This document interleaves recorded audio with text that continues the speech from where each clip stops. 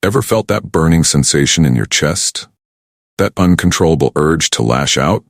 That's anger, a primal force as old as time itself. It's a part of us, a natural human emotion. But left unchecked, it can consume us, leaving a trail of destruction in its wake. Anger is like a storm rising up from the bottom of the sea. Seneca, a Stoic philosopher from ancient Rome, understood this all too well. He lived in turbulent times, yet he managed to cultivate a remarkable sense of inner peace. His teachings offer us a roadmap to navigate the stormy seas of our own emotions. Seneca believed that anger isn't something that happens to us. It's a choice we make. The greatest remedy for anger is delay, said. When we feel that familiar heat rising, we have the power to pause, to breathe, to choose a different path. It's about recognizing that initial spark and deciding whether to fan the flames or let them die down. But how do we make that choice? Seneca taught us the importance of preparation. He called it premeditation malorum, the premeditation of evils. Now that might sound a bit dramatic, but it's actually quite empowering. By anticipating the challenges and setbacks we might face, we build resilience. We're less likely to be blindsided by anger when things don't go our way. Think of it like this. If you know a storm is coming, you prepare. You secure your home, gather supplies, and make a plan. The same goes for our emotional storms. By mentally rehearsing for difficult situations, we equip ourselves with the tools to weather them calmly. Seneca also emphasized the power of perspective. We suffer more often in imagination than in reality, he said. When anger strikes, it's easy to get caught up in our own narrative, to exaggerate the situation. But by taking a step back and looking at things from a different angle, we can often find a more balanced, less reactive response. Imagine this. You're stuck in traffic, late for an important meeting. Your heart races, your blood boils. You start cursing at the other drivers, honking your horn, feeling your anger escalate. But what if you paused for a moment and considered a different perspective? Maybe the other drivers are also stressed and rushing. Maybe there's an accident up ahead that you don't know about. By shifting your focus, you might find a sense of calm amidst the chaos. Seneca's teachings offer us a powerful antidote to anger. By recognizing our choices, preparing for challenges, and shifting our perspective, we can transform anger from a destructive force into a source of wisdom and growth. So how can we apply Seneca's wisdom to our modern lives?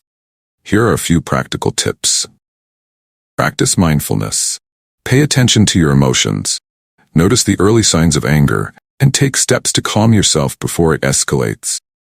This could mean taking a few deep breaths, focusing on your senses, or simply acknowledging the anger without judgment. Journal your thoughts. Writing about your anger can help you understand its triggers and find healthier ways to cope. It's a safe space to vent your frustrations and explore the underlying causes of your anger. Talk to someone you trust. Sharing your feelings with a friend, family member, or therapist can provide valuable support and perspective. They can offer a listening ear, a shoulder to cry on, or even practical advice on how to manage your anger. Engage in activities that bring you joy. Whether it's spending time in nature, listening to music, pursuing a hobby, find ways to nourish your soul and reduce stress. These activities can act as a buffer against anger, providing you with a sense of peace and well-being. Challenge your thoughts.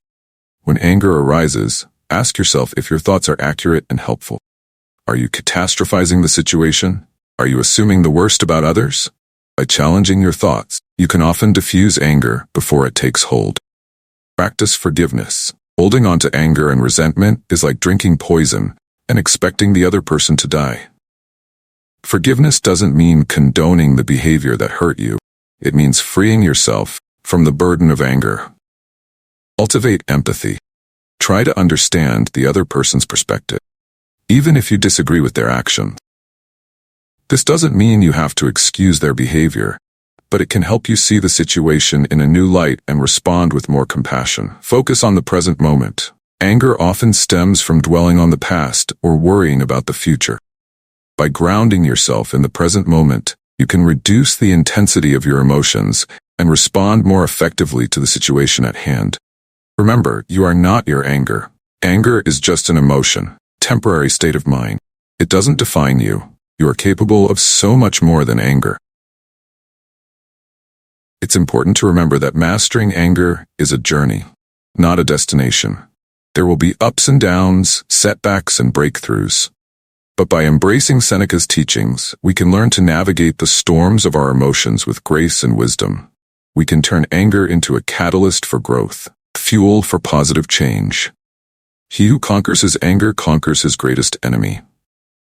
So, the next time you feel that familiar heat rising, remember Seneca's words. Pause, breathe, and choose a different path. The power to master your anger lies within you. Thank you for listening. If you found this video helpful, please like, share, and subscribe to my channel for more videos.